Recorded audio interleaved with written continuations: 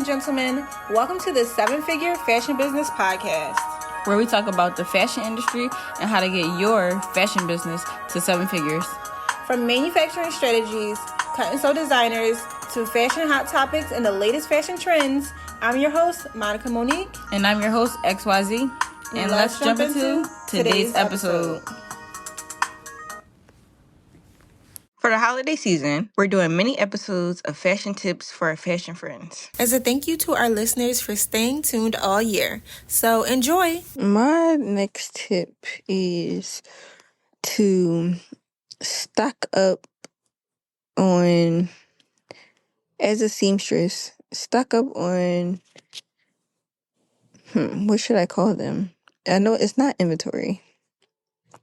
Lord, don't tell them that, please. Stock up on, it's not inventory. Stock up on tools that you need when you're sewing. So I was sewing and my needle broke and I didn't have a needle at all. Okay. And it just ruined my whole day. It set me back a whole day because the fabric stores wasn't open on Sundays. Walmart has needles. And it was after hours. It was late. So I went online and I actually found like a pack of 50 needles for $10, but in person it's $10 for a pack of needles.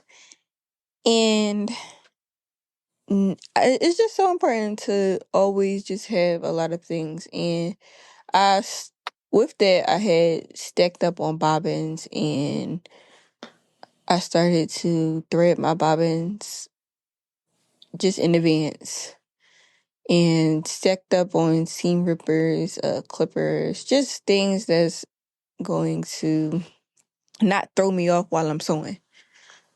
Because when I'm sewing, I just need it to be a steady flow, and I don't need inconveniences happening, unexpected things happening.